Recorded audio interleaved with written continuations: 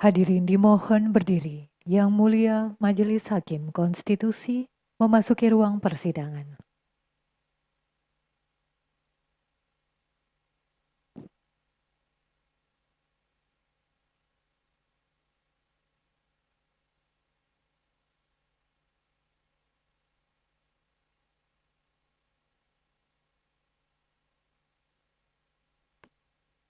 Hadirin disilakan duduk kembali.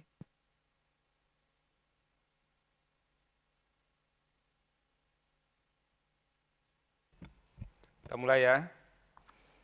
Sidang untuk perkara nomor 74 garis miring PUU garis datar 21 Romawi garis miring 2023 dibuka, sidang dinyatakan terbuka untuk umum. Silakan Mas Ziko memperkenalkan diri. Terima kasih Yang Mulia. Yang hadir pada sidang hari ini kami para kuasa dari Bapak Osea, sementara Pak Oseanya tidak bisa hadir Yang Mulia. Terima kasih. Yang lain siapa ya namanya? Iya. Jangan Mas Ziko sendiri yang terkenal, nanti yang lain nggak jadi terkenal nanti. Baik, terima kasih Yang Mulia. Rekan-rekan saya Angela Claresta Fuk dari sebelah kanan saya, dan lalu yang paling ujung ada Mbak Rustina Haryati Yang Mulia. Ini Fuk bukan Foy ya, kalau di sini ini ada Foy soalnya. Oh ya, Fuk. Terima kasih saudara kuasa pemohon. Permohonan saudara sudah diregistrasi dengan nomor perkara 74 tahun 2023. Sekarang agenda persidangan kita adalah sidang pendahuluan untuk mendengarkan pokok-pokok permohonan yang diajukan. Lalu nanti setelah itu kami akan menyampaikan catatan, perbaikan, penasehatan, dan segala macamnya. Dipersilahkan kepada kuasa pemohon untuk menyampaikan pokok-pokok permohonannya. Baik, terima kasih Yang Mulia. Saya langsung masuk ke legal standing di halaman 8. Bahwa kerugian aktual dan spesifik yang dialami pemohon sebagai warga negara kehilangan hak konstitusional untuk berpartisipasi dalam proses pemilihan dan pencalonan anggota KPU pada tingkat kabupaten atau kota, karena pasal-pasal aku yang memberikan seluruh kewenangan untuk menentukan calon anggota KPU kabupaten atau kota kepada KPU pusat, sehingga peluang keterpilihan pemohon sebagai unsur daerah yang memahami dan mengetahui kondisi penyelenggaraan pemilu di daerah menjadi sulit untuk diterima atau terpilih. Padahal pemohon memiliki hak yang sama untuk terlibat dan berpartisipasi dalam proses penyelenggaraan pemilu. Halaman 6.4, bahwa kerugian konstitusional dalam pemohon tidak lain disebabkan oleh berlakunya pasal-pasal AKUO dalam UU Pemilu, karena telah bertentangan dengan prinsip demokrasi, prinsip otonomi daerah, dan prinsip kesetaraan atau keadilan dalam pemerintahan. Pasal-pasal AKUO menjadi sebab utama di mana rendahnya partisipasi masyarakat daerah, termasuk pemohon, untuk berpartisipasi menjadi calon anggota KPU kabupaten atau kota, dan telah gagal untuk menghadirkan penyelenggara pemilu yang secara profesional memahami kondisi kekasan dan keragaman di daerah.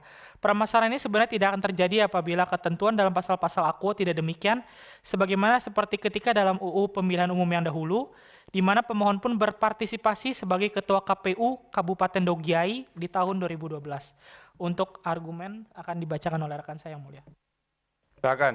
Izin melanjutkan Yang Mulia. Bagian 3, pokok permohonan atau posita. A. Pasal 23 ayat 1, Pasal 28 ayat 1, Pasal 32 ayat 1 Undang-Undang Pemilu harus dimaknai bahwa tim seleksi bertugas menyeleksi calon anggota KPU, KPU Provinsi atau KPU Kabupaten Kota yang secara profesional secara psikologis. 1. Bahwa konsep negara yang berkedaulatan rakyat ditandai dengan adanya hak bagi warga negara untuk memilih dan dipilih sebagai wakil dalam jabatan-jabatan politik penyelenggaraan pemerintahan. 2. Oleh karena penyelenggaraan pemilu ditujukan sebagai sarana mengisi jabatan-jabatan politik, yaitu anggota Dewan Perwakilan Rakyat dan pimpinan eksekutif, maka proses penyelenggaraan pemilu harus dilakukan melalui mekanisme, prosedur, dan penyelenggara yang berkualitas. 3. Bahwa penyelenggara pemilu dalam hal ini adalah Komisi Pemilihan Umum atau KPU merupakan lembaga yang secara khusus diberikan kewenangan untuk mengatur segala hal yang berkenaan dengan penyelenggaraan pemilu, baik di tingkat pusat hingga daerah. 4. Bahwa kehadiran dan keberadaan penyelenggara pemilu yang kompeten dan memiliki integritas berpengaruh besar terhadap keseluruhan kualitas proses penyelenggaraan pemilu. Menurut Rifai Kusumanegara, keberadaan anggota KPU dan Bawaslu masih memiliki catatan negatif sehingga penting untuk memberikan perhatian khusus terhadap seleksi anggota KPU di setiap tahapan. Nomor 5, bahwa mengenai integritas penyelenggara pemilu, Profesor Jimli Asidik memberikan suatu refleksi kritis bahwa dalam era modern dunia dihadapkan pada suatu goncangan nilai dan norma yang cukup fundamental. Krisis moral dan etika kehidupan berbangsa dan bernegara, khususnya krisis yang terjadi di bidang politik, begitu dirasakan saat ini. Nomor 6, bahwa dalam permasalahan lain, dalam pemilihan anggota KPU, KPU Provinsi, dan KPU Kabupaten Kota, masih ditemukan praktik-praktik yang menciderai semangat prinsip kemandirian penyelenggaraan pemilu. Menurut Didik Supriyanto, anggota DKPP meliputi 2 bentuk. Yang pertama, penyelenggara pemilu Kabupaten Kota yang terpilih tidak memenuhi syarat karena terlibat dalam partai politik atau menjadi calon anggota legislatif. Yang kedua, penyelenggara pemilu yang terpilih tidak bekerja sepenuh waktu dan sepenuh hati, rangkap jabatan, menjadi satuan kerja pemerintah daerah, tidak nonaktif sebagai pegawai negeri sipil atau pegawai swasta. Yang ketujuh, bahwa rendahnya kualitas kemampuan dalam proses seleksi yang didasari pada pasal-pasal akuo juga disebabkan karena sistem rekrutmen yang masih didominasi oleh pertimbangan-pertimbangan non-profesional dan mengesampingkan aspek kapasitas dan integritas. Nomor 8, bahwa rendahnya kualitas integritas dan kompetensi kapabilitas KPU sebagai penyelenggara pemilu disebabkan pengaturan pasal 23 ayat 1, 28 ayat 1, 32 ayat 1 yang hanya mempersoalkan seleksi calon anggota KPU, KPU Provinsi dan KPU Kabupaten Kota, hanya terkait dengan permasalahan administratif, bukan dititik beratkan pada persoalan pengetahuan dan kesiapan moral mental selaku penyelenggara pemilu, maaf yang mulia. Nomor 9, bahwa salah satu temuan dari penelitian yang dilakukan oleh Kruger and Dunning pada tahun 1999 menunjukkan bahwa seringkali orang-orang yang tidak terampil dalam bidang tertentu tidak menyadari kekurangan keterampilan mereka. Sebaliknya, individu yang memiliki pengetahuan, keterampilan, dan keahlian yang memadai dalam bidang tertentu cenderung memiliki penilaian diri yang lebih akurat ketika diminta untuk menilai keahlian mereka sendiri. Bagian 10, bahwa keberadaan pasal 23 ayat 1, pasal 28 ayat 1, pasal 32 ayat 1 Undang-Undang Pemilu yang hanya dimaknai sebagaimana termaktub dalam Undang-Undang Pemilu mengakibatkan terpilihnya penyelenggara pemilu yang inkompeten. Yang ke-11, bahwa penyelenggaraan pemilu yang ideal memerlukan penyelenggara yang profesional dan integritas yang tinggi. International Institute for Democracy and Electoral Assistance telah menetapkan standar yang mengandung landasan filosofis dan normatif yang menjadi prinsip utama bagi badan penyelenggara pemilu yang menyelenggarakan pemilu. Contohnya A, independen, B, imparsial, C, integritas, D, transparansi, E, efisiensi, F, profesionalisme, G, mengutamakan pelayanan dan mengedepankan tata kelola. Yang ke-12, bahwa model rekrutmen penyelenggara pemilu diatur dalam Undang-Undang Pemilu menurut Ramlan Surbakti dan Kris Nugroho memiliki karakteristik terbuka dan melibatkan aktor non-negara yang memiliki kelebihan dan kelemahan. 13, bahwa oleh karenanya diperlukan adanya suatu perbaikan terhadap proses dan mekanisme seleksi terhadap calon anggota KPU, KPU Provinsi, dan KPU Kabupaten Kota yang meliputi hal-hal sebagai berikut. A, kapasitas dan integritas kandidat calon.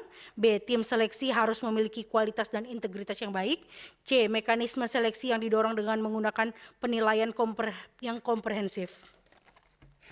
14, bahwa berdasarkan dalil-dalil tersebut di atas, maka pasal 23 ayat 1, pasal 28 ayat 1, pasal 32 ayat 1 Undang-Undang Pemilu harus menyatakan dengan tegas agar pemilihan penyelenggara pemilu dilakukan secara terbuka, adil, objektif, profesional, di mana hasil penilaian diumumkan secara terbuka melalui tes tertulis, tes psikologi, tes secara online, dan wawancara yang diumumkan sehingga dapat diketahui dan diakses oleh publik. Selanjutnya bagian B akan dilanjutkan oleh rekan saya yang mulia. Silakan. Baik, terima kasih. Izin yang mulia untuk melanjutkan. Jangan dibacakan ya, kalau dibacakan lama amat itu. Baik. Ya. Pasal 31 ayat 1, pasal 33 ayat 1, pasal 34 ayat 1, pasal 37 ayat 4, dan pasal 39 ayat 2 Undang-Undang Pemilu bertentangan dengan prinsip desentralisasi serta mengurangi prinsip kesetaraan dan kesempatan yang adil untuk berpartisipasi sebagai calon anggota KPU kabupaten atau kota yang dijamin berdasarkan pasal 1 ayat 2, pasal 18 ayat 1 sampai 4, pasal 18A ayat 1, pasal 27 ayat 1 dan pasal 28 ayat 1 dan 3 Undang-Undang Negara Republik Indonesia tahun 1945. Bahwa konsep negara kesatuan yang ditegaskan dalam pasal 1 ayat 1 Undang-Undang Negara Republik Indonesia tahun 1945 dihubungkan dengan konsep penyelenggaraan negara, menuntut adanya suatu mekanisme kerjasama atas dasar semangat gotong royong guna mewujudkan cita hukum dan cita moral berbangsa dan bernegara. Bahwa salah satu tujuan utama diberikannya kewenangan otonomi sebagaimana tersebut di atas kepada daerah yang dijamin pasal 18 dan 18A Undang-Undang Negara Republik Indonesia tahun 1945 ialah diarahkan untuk mempercepat terwujudnya kesejahteraan masyarakat melalui peningkatan pelayanan, pemberdayaan, dan peran serta masyarakat. Desentralisasi merupakan asas penyelenggaraan pemerintah yang dipertentangkan dengan sentralisasi, di mana desentralisasi memungkinkan pembagian kewenangan serta tersedianya ruang gerak yang memadai untuk memaknai kewenangan yang diberikan kepada unit pemerintahan daerah yang lebih rendah.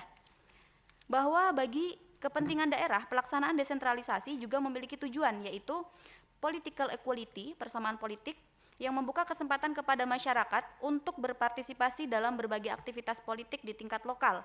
Yang kedua, local accountability, akuntabilitas lokal yang akan meningkatkan kemampuan pemerintah daerah untuk memperhatikan hak-hak dari komunitasnya, termasuk hak untuk ikut serta dalam pengambilan keputusan dan implementasi kebijakan daerah serta berpartisipasi dalam mengontrol pelaksanaan pemerintahan daerah itu sendiri. Yang ketiga, local responsiveness atau kesigapan daerah, di mana pemerintah daerah dianggap lebih mengetahui berbagai masalah yang dihadapi oleh komunitasnya dan sekaligus meningkatkan akselerasi dari pembangunan sosial dan ekonomi daerah. Selanjutnya, bahwa konsepsi tata penyelenggaraan pemerintah antara pusat dan daerah menghendaki adanya pemberian otonomi dan desentralisasi bagi daerah. Berlakunya pasal 31 ayat 1, pasal 33 ayat 1, pasal 34 ayat 1, pasal 37 ayat 4, dan pasal 39 ayat 3 Undang-Undang Pemilu justru berlaku sebaliknya, di mana dalam menentukan, memilih, dan menetapkan anggota KPU kabupaten atau kota sebagai penyelenggara pemilu di daerah menggunakan konsepsi sentralisasi yang dilakukan oleh pemerintah pusat. Bahwa praktik-praktik penyelenggaraan pemerintahan yang bersifat sentralistik memiliki sejarah dan pengalaman buruk yang berkepanjangan, khususnya pada masa Orde Baru selama 32 tahun, di mana segala sesuatu ditentukan dan ditetapkan oleh pemerintah pusat. Pasca reformasi yang mendorong pemberian otonomi daerah dan desentralisasi yang sama pentingnya sebagai upaya melakukan demokratisasi. Bahwa pemberian otonomi daerah mendorong perubahan perilaku pemerintah daerah untuk lebih efisien dan profesional dengan melakukan perekayasaan ulang terhadap proses birokrasi yang lebih baik. Dalam aspek yang konseptual, otonomi dan desentralisasi yang diadopsi dalam konstitusi menjadi momentum bagi pemerintah untuk melakukan perubahan dalam berbagai aspek, terutama politik, administrasi, dan manajemen pemerintah khususnya di daerah. Bahwa berdasarkan dalil-dalil sebagaimana dikemukakan di atas, maka pasal 31 ayat 1, pasal 33 ayat 1, pasal 34 ayat 1, pasal 37 ayat 4, dan pasal 39 ayat 3 Undang-Undang Pemilu telah secara jelas dan nyata bertentangan dengan prinsip desentralisasi serta prinsip kesetaraan dan kesamaan kesempatan yang adil dalam berpartisipasi pada jabatan pemerintah lokal atau daerah, khususnya untuk menjadi anggota KPU kabupaten atau kota, sebagaimana dijamin pada pasal 1 ayat 2, pasal 18 ayat 1 sampai 4, pasal 18A ayat 1, pasal 27 ayat 1, dan pasal 28 ayat 1 dan 3 Undang-Undang Dasar Negara Republik Indonesia tahun 1945. Selanjutnya ke petitum. Berdasarkan seluruh pokok-pokok dan dalil-dalil permohonan pemohon yang telah diuraikan secara lengkap pada bagian posita, pemohon memohonkan kepada Majelis Hakim Mahkamah Konstitusi yang memeriksa dan menguji permohonan pemohon untuk menetapkan dalam amar putusan sebagai berikut. Yang pertama, menyatakan mengabulkan permohonan pemohon untuk seluruhnya.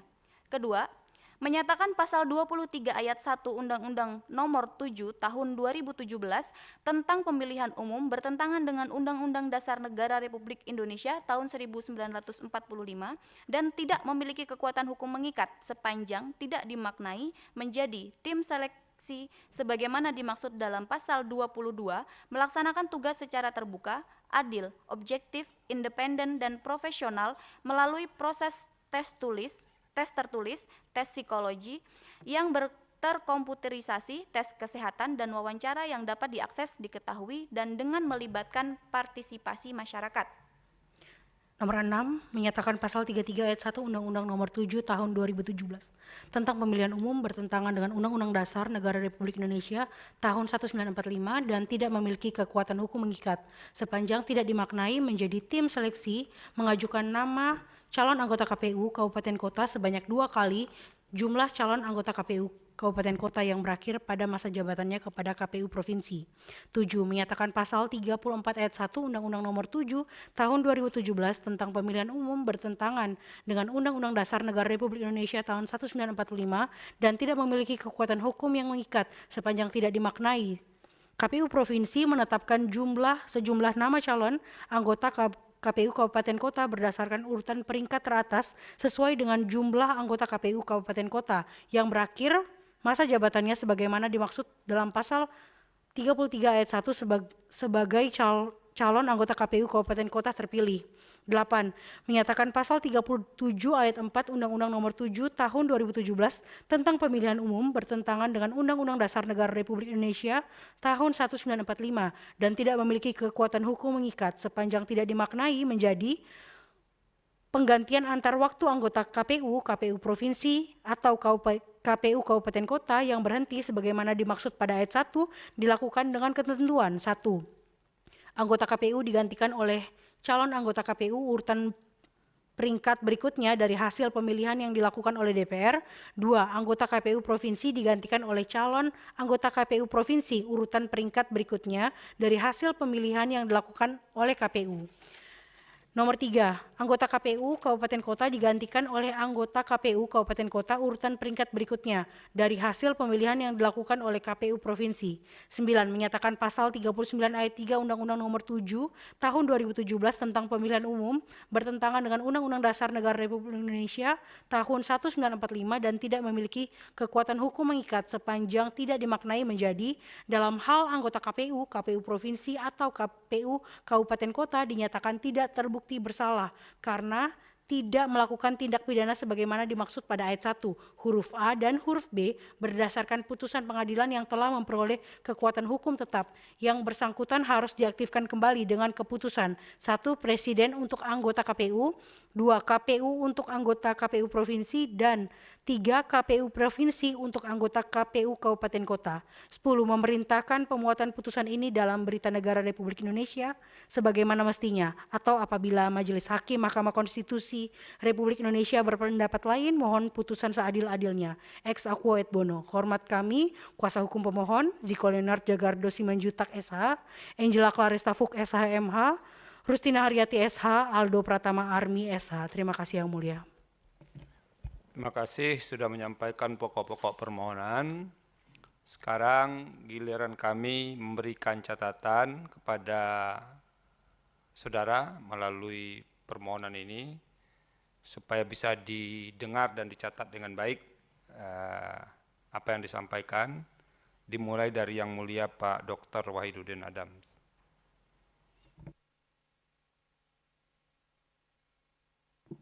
Baik, terima kasih Yang Mulia Ketua Majelis Panel Prof. Saldi Isra dan juga Yang Mulia Dr. Soehartoyo.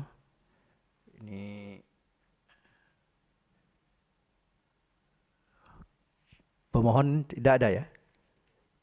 Berhalangan hadir ya. Berhalangan ya. Ya, Jadi tadinya kuasanya Ziko, terus tadi Angela ya.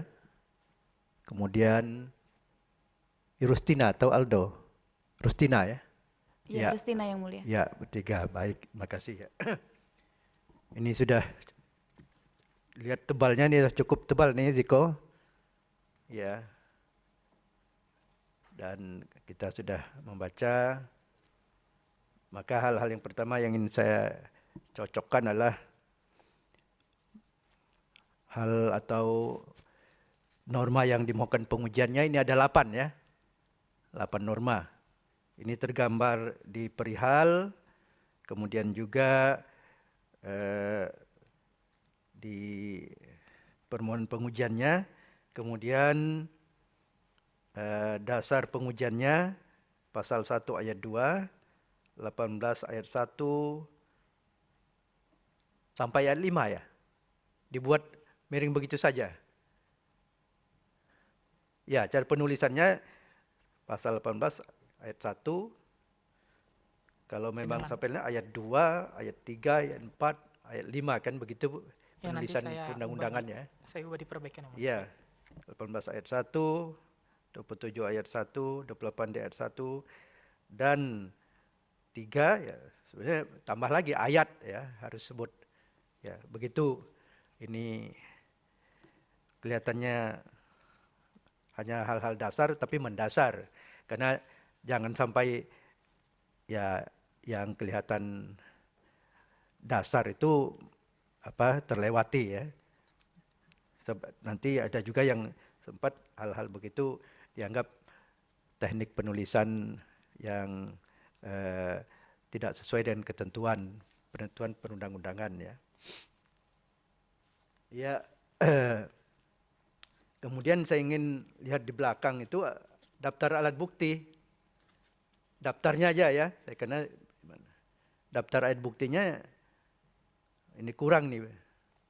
Sudah kami serahkan ke kepanitraan yang mulia, daftar alat buktinya.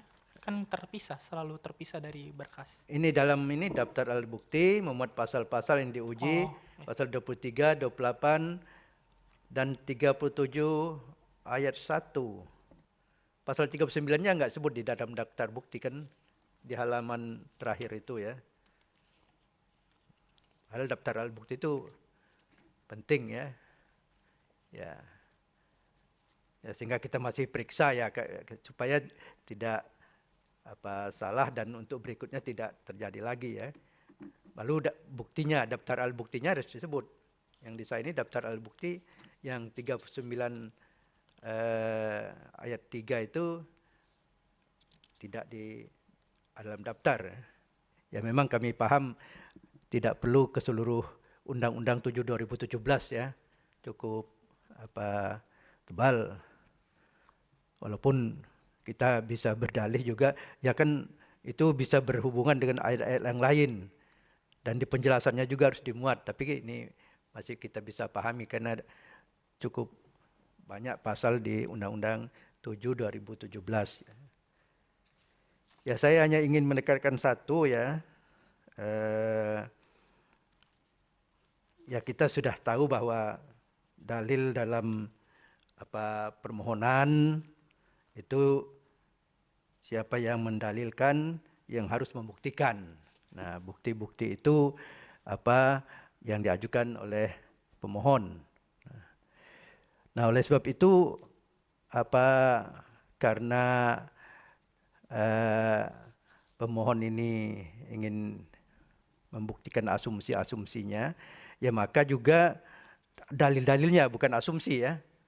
Nah, sementara tadi pas baru dibaca pertama oleh Ziko itu halaman 8 ya. Langsung kerugian konstitusionalnya. Mulai dari baca sana. Ya, itu sangat persis sekali karena di sana itu coba nanti diperkuat. Ini mungkin masih berupa asumsi.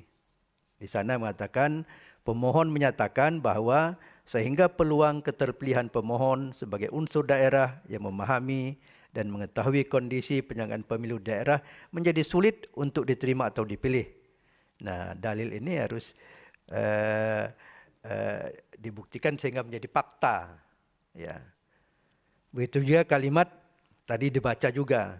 Tim seleksi dan proses pemilihan yang diselenggarakan oleh KPU Pusat untuk memilih calon anggota KPU Kabupaten Kota memiliki karakteristik sentralisasi sehingga calon-calon KPU kabupaten kota terpilih cenderung, ini kan cenderung menjadi representasi pusat dan tidak memahami kondisi dan kekhususan yang terjadi pada masyarakat di daerah. Jadi kalimat ini masih asumsi pemohon, nah, perlu disertai dengan fakta atau bukti, sehingga nanti majelis hakim yakin apakah benar itu terjadi secara real di lapangan ya.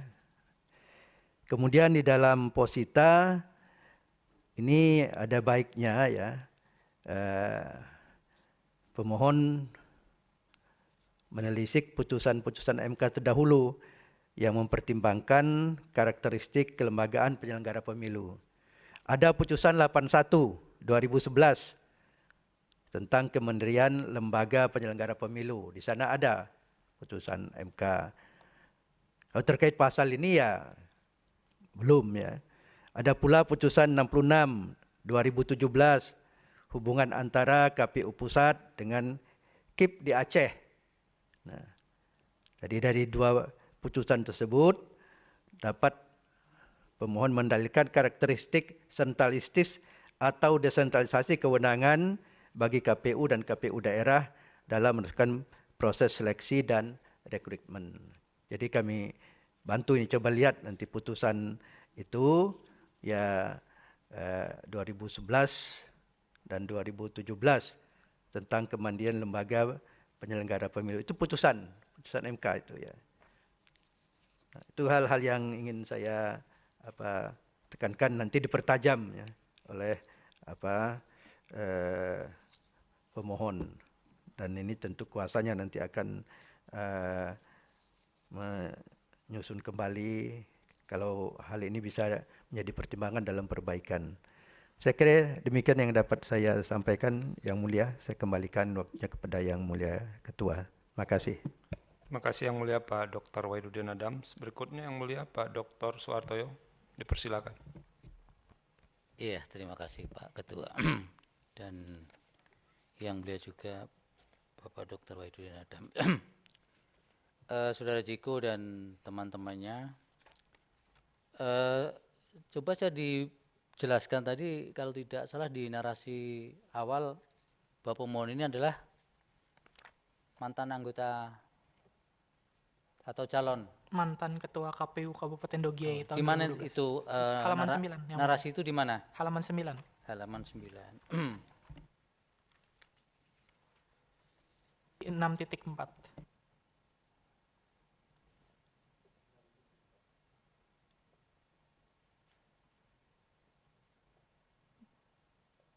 Pemohon pun berpartisipasi sebagai ketua ya. Tahun 2012, oke. Terus posisi pemohon hari ini seperti apa? Apakah memang sudah tidak aktif lagi sebagai penggiat kepemiluan, atau memang masih mau berpartisipasi lagi? Kan itu secara prospektif kan harus ditegaskan. Kalau ini di 2012 dia sudah pernah, kemudian tidak ada konteks kekinian akan mencalonkan lagi, kan kemudian juga anggapan kerugian konstitusional juga sulit kemudian kita berikan imajinasi setidak-tidaknya kan. Nah itu nanti harus dijelaskan satu. Kemudian yang kedua, Jiko, apakah kalau yang bersangkutan sekalipun pernah menjabat sebagai ketua KPU tingkat kabupaten, kemudian berkenaan dengan treatment anggota KPU yang di tingkat provinsi dan di tingkat pusat punya legal standing, kecuali tetap mempersoalkan tentang posisi anggota KPU di tingkat kabupaten kota, karena pasal-pasal yang Anda uji yang jumlahnya 8 tadi kan tidak semua mengatur soal kabupaten, KPU kabupaten kota dan KPU kabupaten saja. Artinya ada pemberhentian-pemberhentian yang harus dilakukan dengan keputusan Presiden kalau tingkat KPU, kemudian provinsi oleh KPU pusat dan KPU provinsi oleh kalau berkaitan dengan anggota KPU kabupaten kota. Nah ini apakah ada titik singgung kalau dia kemudian mempersoalkan pemberhentian anggota KPU yang ada di tingkat pusat maupun yang di tingkat provinsi, sedangkan posisi yang bersangkutan adalah saat ini bukan siapa-siapa, tapi setidak-tidaknya kalaupun bisa dikaitkan dengan yang bersangkutan adalah mantan anggota atau ketua KPU, setidak-tidaknya itu pun hanya pada level kabupaten kota. Kemudian itu yang saya harapkan supaya nanti Jiko bisa mengelaborasi lagi dalam memberikan penguatan dalam terkait dengan legal standing atau kedudukan hukum itu. Kalau soal kewenangan kan tidak perlu dikomentari karena Anda juga sudah luar kepala kan, sudah cukup copy paste saja kan. Tinggal mengganti pasalnya pun, kadang-kadang mengganti pasal pun juga kadang ketinggalan. Tapi nanti supaya dicek kembali. Nah kemudian berkaitan dengan bagian Pusita, Saudara Jiko, ini kan Anda menguji 8 pasal. Pasal ini kan terbagi dari, kalau hasil pencermatan saya sementara, ada 3 pasal yang Anda minta insert supaya bagaimana sih sifat daripada tim seleksi itu. Anda minta yang terbuka, kredibel dan independen, adil dan lain sebagainya itu. Itu ya ada di terkait dengan pasal 23, pasal 28 dan pasal 32. Kemudian pasal 33, 34, 37 ayat 3 itu berkaitan dengan Anda menginsert supaya kewenangan KPU provinsi itu diberikan pemberdayaan yang lebih kuat kewenangannya, khususnya dalam soal yang pertama pengajuan calon anggota KPU kota kabupaten, kemudian menetapkan jumlah calon, termasuk membentuk tim seleksi, kemudian termasuk dalam hal ada penggantian antar waktu kalau tidak salah. Karena Anda kemudian memunculkan urutan-urutan ketika fit and proper itu kan. Nah yang semula tentunya kalau mengikuti norma yang naturalnya kan ini menjadi kewenangan KPU pusat semua. Kemudian yang terakhir soal apabila tidak cukup bukti untuk mempersalahkan karena ada dugaan pelanggaran terhadap anggota KPU, nah kemudian pengabdian kembali anggota yang bersangkutan. Nah itu harus surat keputusannya oleh Presiden untuk KPU pusat dan kemudian KPU Presiden untuk KPU pusat, kemudian KPU untuk KPU provinsi dan KPU provinsi untuk kabupaten kota. Nah yang pertama berkaitan dengan yang tim seleksi.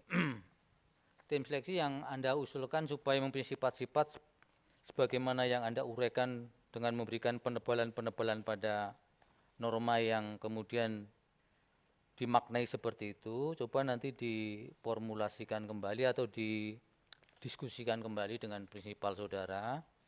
Apakah harus setiap norma itu, kalaupun harus diberikan penginsertan dengan memasukkan sifat-sifat itu harus setiap norma, ataukah itu sebenarnya cukup bukan di normanya tapi cukup di dalam ketentuan-ketentuan lain yang mungkin bersinggungan dengan sifat secara general tim seleksi itu. Oleh karena itu tidak harus setiap norma kemudian harus diinsert. Nah, di samping Jiko sendiri kan paham bahwa apakah nanti MK kalau kemudian menambahkan frase atau kata-kata seperti ini, bagaimana pandangan sementara pendapat yang mempunyai pandangan bahwa termasuk Anda kadang-kadang punya pendapat juga kan, ini MK kok seperti sudah positif legislator kan. Nah sementara hari ini saudara minta seperti itu. Ya konsistensi itu yang harus cukup perhatikan juga. Nah oleh karena itu apakah pilihannya nanti bisa cukup prinsip-prinsip ini dimasukkan di norma yang seharusnya mengatur tentang sifat daripada tim seleksi, cukup dinarasikan saja, ditegaskan dalam satu norma, ataukah setiap norma harus diinsert dengan sifat-sifat seperti ini yang kemudian padahal itu menyangkut di beberapa norma. Nah kemudian tentang kewenangan KPU provinsi ini nanti tolong juga diberikan doktrinnya ya, atau teori dan argumen benchmarknya mungkin di mana. Kalau Anda minta sekarang seperti pemberhentian ataukah padahal pengangkatannya awalnya ada di presiden ataukah di KPU pusat, di presiden lah. Nah bagaimana dengan prinsip atau asas contrarius actus itu? Nah, nanti harus tolong dinarasikan itu supaya kami juga bisa memahami keinginan saudara sebenarnya di dalam melompat logika jumping saudara itu kemudian mengesampingkan prinsip atau asas contrarius actus itu apa argumentasinya.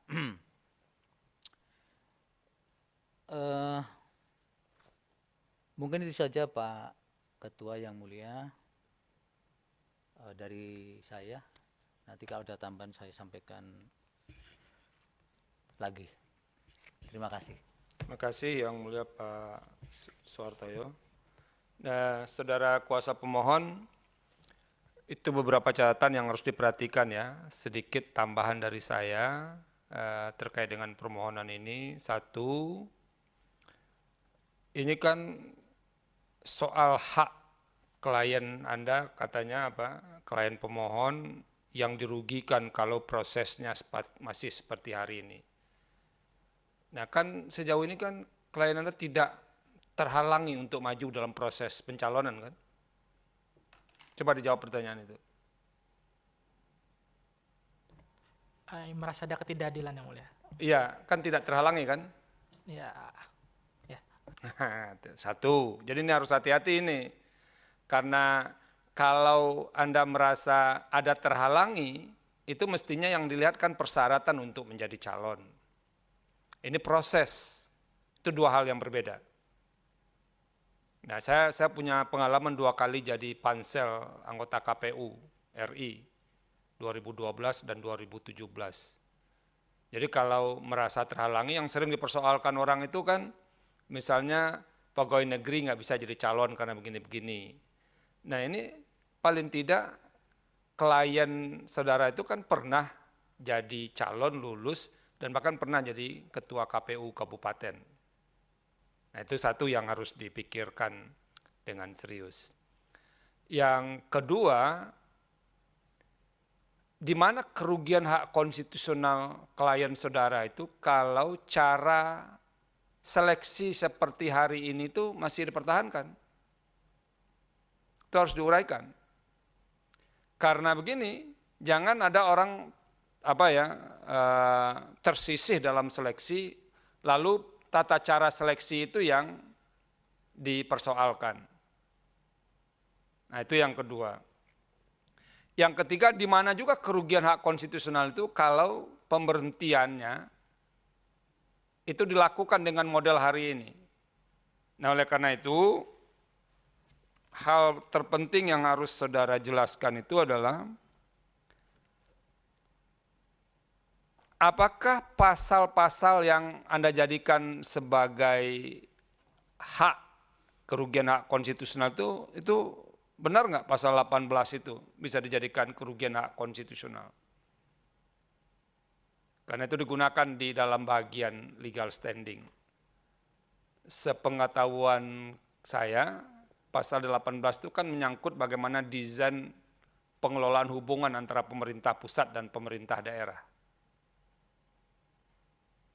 Nah itu yang pertama. Yang kedua, perlu saudara pikirkan dengan agak serius dengan ide-ide yang dikembangkan dalam permohonan ini, itu perlu dijelaskan dulu bagaimana menjelaskan hubungan antara KPU, KPU pusat dan KPU provinsi, kabupaten kota. Kalau ini tidak di-clearkan dulu, itu kan menjadi melompat tiba-tiba menganggap bahwa cara yang seperti ini salah. Apakah hubungan ini menjadi hubungan yang hierarkis atau hubungan yang otonom? Nah itu harus dijelaskan.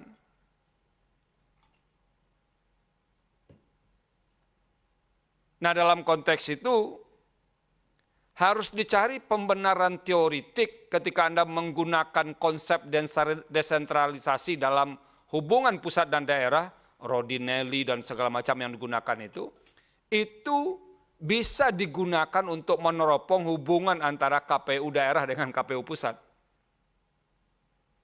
Kira-kira di negara mana yang penyelenggaranya itu terdesentralisasi kalau mau digunakan konsep desentralisasi itu dalam penyelenggaraan pemilihan umum? Makanya benar yang mulia Pak Suharteo tadi, benchmark yang digunakan ini di mana? Sebab kalau itu tidak bisa dijelaskan, maka penjelasan yang menggunakan konsep desentralisasi dalam hubungan pusat dan daerah itu bisa mentah.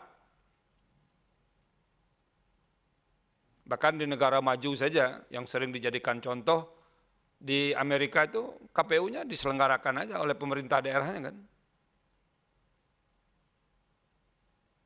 Nah itu harus clear dijelaskan.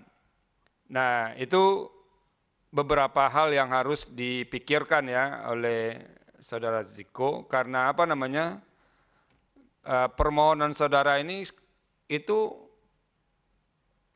gantungan konsep hukum tata negaranya itu adalah menjelaskan bagaimana posisi KPU sebagai penyelenggara pemilu dalam konteks dengan penyelenggara di daerah. Anda harus pikirkan, kita harus pikirkan dengan hati-hati, kalau dibiarkan otonom, itu berisiko atau tidak?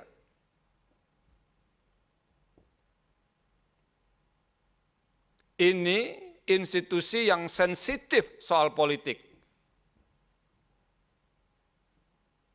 Dan dalam undang-undang itu kan sudah dijelaskan apa kewenangan KPU, KPU provinsi, KPU kabupaten kota.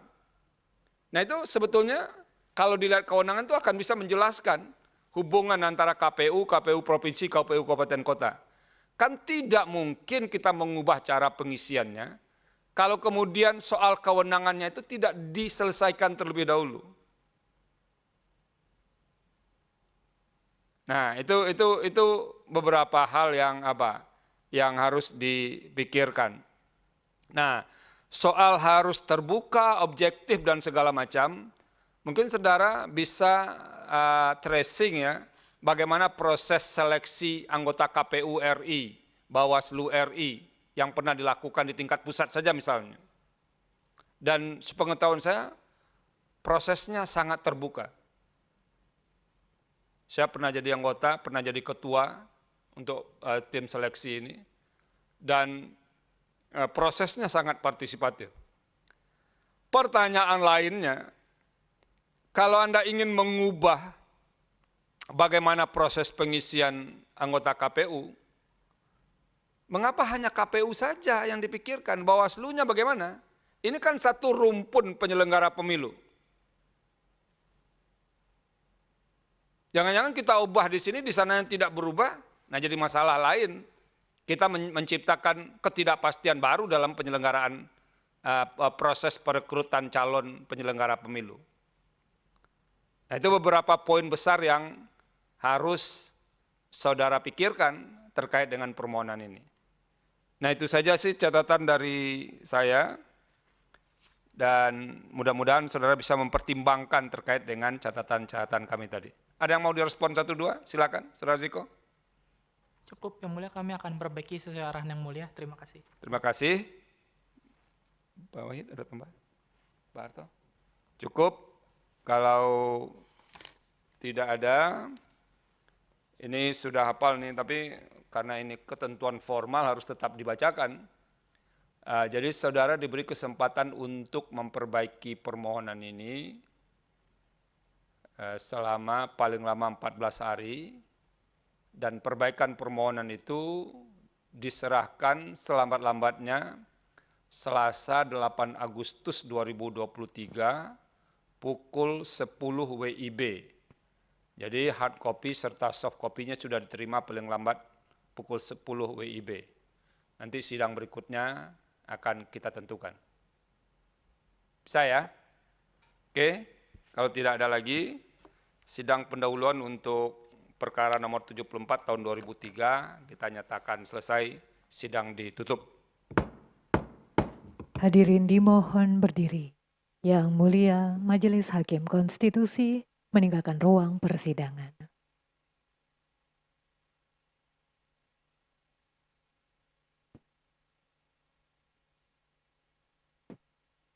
Hadirin disilakan duduk kembali. Hadirin yang kami hormati, demikianlah persidangan hari Rabu 26 Juli 2023 untuk perkara nomor 74 garis miring PUU garis datar 21 Romawi garis miring 2023 telah selesai. Terima kasih, selamat sore.